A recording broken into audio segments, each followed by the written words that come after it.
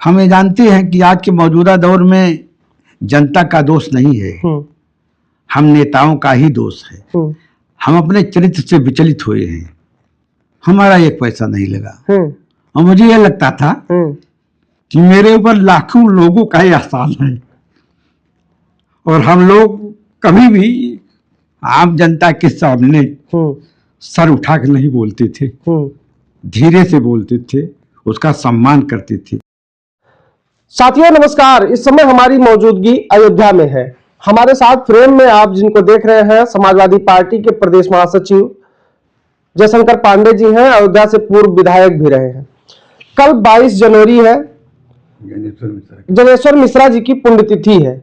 जनेश्वर मिश्रा जी को समाजवादी पार्टी का कर्णधार कहा जाता है। बातचीत करेंगे, कल उनकी पुण्यतिथि है, तो कैसी राजनीति और कैसा व्यक्तित्व रहा जनेश्वर मिश्रा जी का और कैसे उनका राजनीतिक संघर्ष रहा, सारी बिंदुओं पर चर्चा होगी। सर बहुत बहुत स्वागत है। आदरणीय जनेश्वर मिश्रा हम लोगों के प्रेरणा स्रोत थे जी, और वह आजीवन समाजवादी विचारधारा को मजबूत करने के लिए संघर्ष किया जी। और जिस समय ये समाजवादी पार्टी जिसको आप देख रहे हैं जी, उन्होंने आदरणीय मुलायम सिंह यादव जी से के साथ मिल करके जी, बड़ी शिद्दत के साथ 1992 में बनाया था जी, जब देश के अंदर जनता पार्टी, जनता दल सबका विघटन हो गया। जी, तो उन्होंने मूल्यों की राजनीति के लिए, जी, समाजवादी समाज की स्थापना के लिए, जी, धर्मनिरपेक्षता की स्थापना के लिए, समता और समानता की स्थापना के लिए समाजवादी पार्टी की स्थापना कराई थी। जी।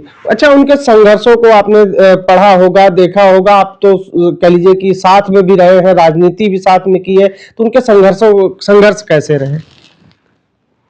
हम तो आदरणीय मिश्रा जी के साथ अपने बचपन से रहे। जी, हम लोगों की शुरुआत समाजवादी योजना सभा से हुई। जी, जनेश्वर जी के ऊपर डॉक्टर लोहिया की बहुत बड़ी कृपा थी। जी, जिस समय इलाहाबाद में फूलपुर में डॉक्टर लोहिया चुनाव लड़ने के लिए आए, मुझे वो दिन याद है कि इलाहाबाद विश्वविद्यालय के मैथमेटिक टावर के नीचे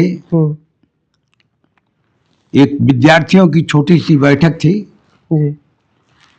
जिसका संयोजन आदरणीय जनेश्वर मिश्रा जी, ब्रजभूषण तिवारी जी, मोहन सिंह जी, सतीश अग्रवाल जी, आदरणीय पांडे जी, विनोद चंद दुबे जी, सारे लोग कर रहे थे, श्याम कृष्ण पांडे जी वगैरह सारे लोग थे। जी। उस दौर में डॉक्टर लोहिया जी ने जवाहरलाल नेहरू के मुकाबले चुनाव लड़ने के लिए फूलपुर में आए थे।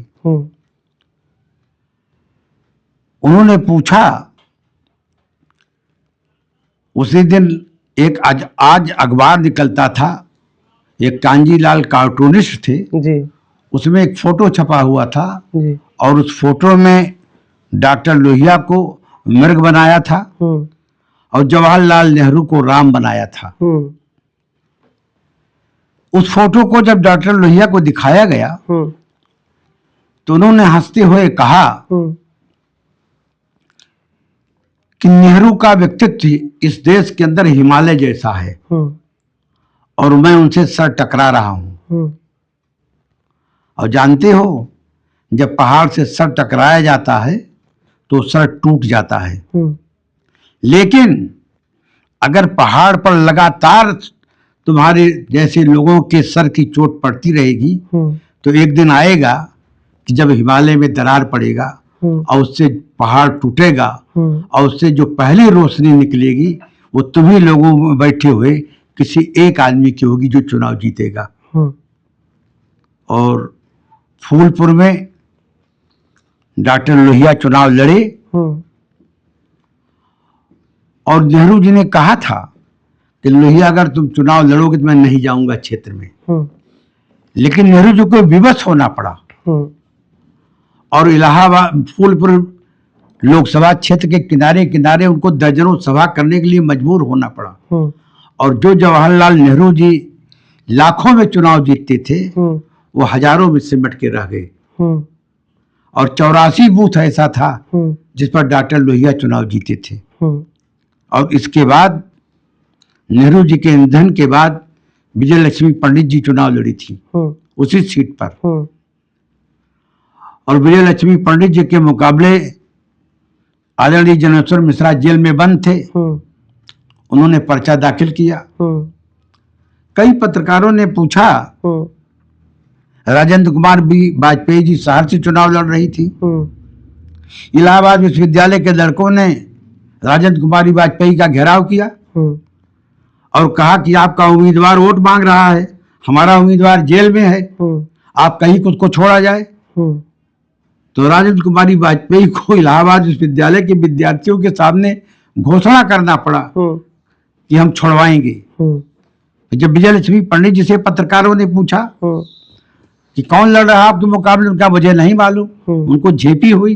उन्होंने पत्रकारों ने कहा जिसके मुकाबले आप चुनाव लड़ रही हैं वो लड़का जेल में है।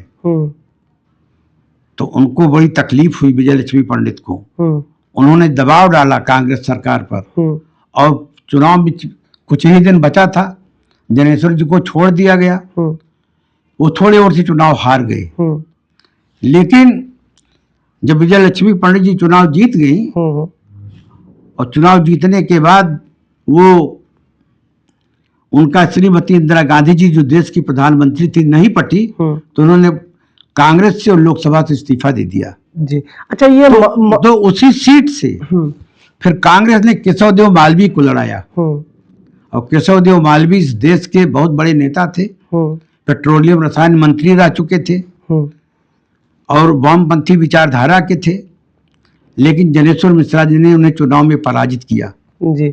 और डॉक्टर लोहिया की वो बात सच निकली कि हिमालय दरकेगा और उससे जो किरण निकलेगी तुम्ही लोगों में से एक होगी। तो उसी फूलपुर से जहाँ से जवाहरलाल नेहरू प्रधानमंत्री होते थे उसी से आदरणीय जनेश्वर मिश्रा विजयी हुए थे। अच्छा, ये जो एक बड़ा चर्चित मामला रहा उनके जीवन राजनीतिक जीवन के शुरुआती दौर में, जो मानसरोवर टाकीज वाला जो मामला हुआ था।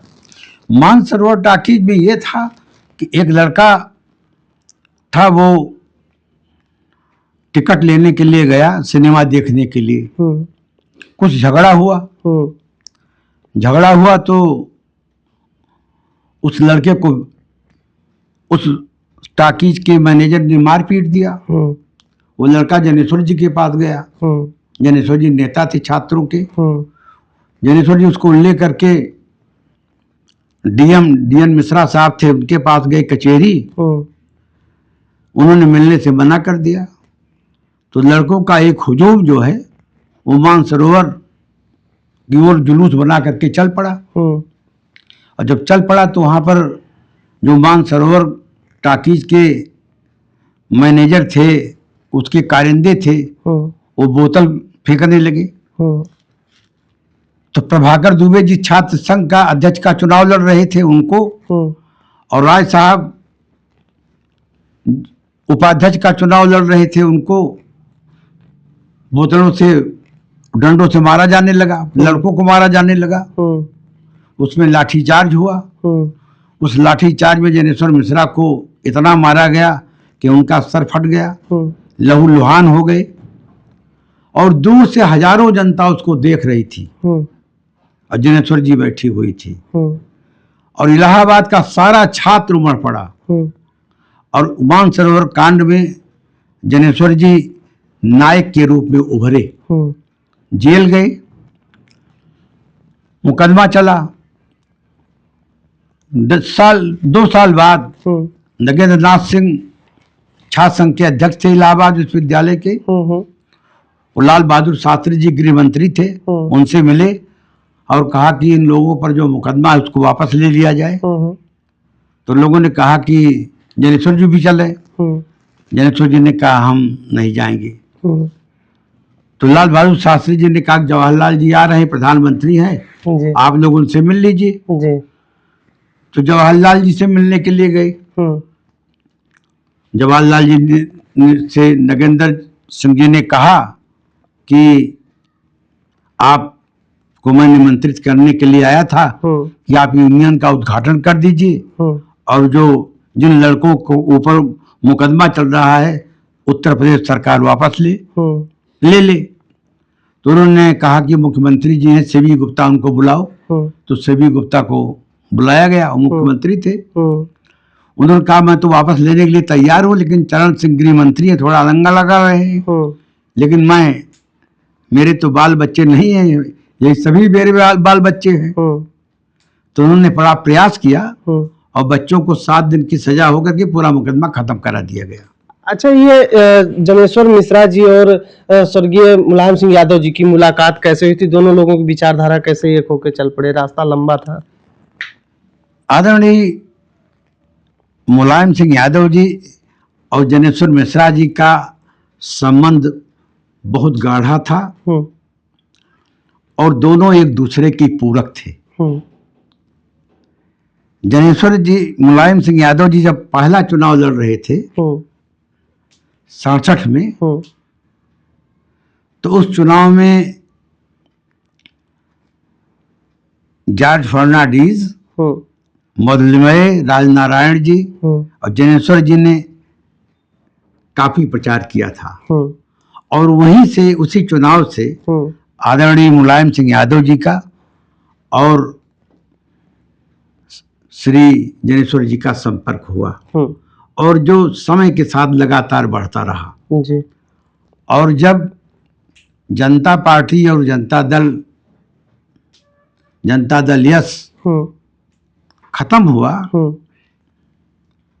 तो देश में, प्रदेश में समाजवादी विचारधारा को जोड़ने में और संयोजन करने में आदरणीय जनेश्वर जी, मुलायम सिंह जी, बेनी प्रसाद वर्मा जी, भगवती सिंह जी, आजम साहब, सारे लोगों ने मिलकर के, कपिल देव सिंह जी मिलकर के समाजवादी पार्टी का निर्माण किया जी।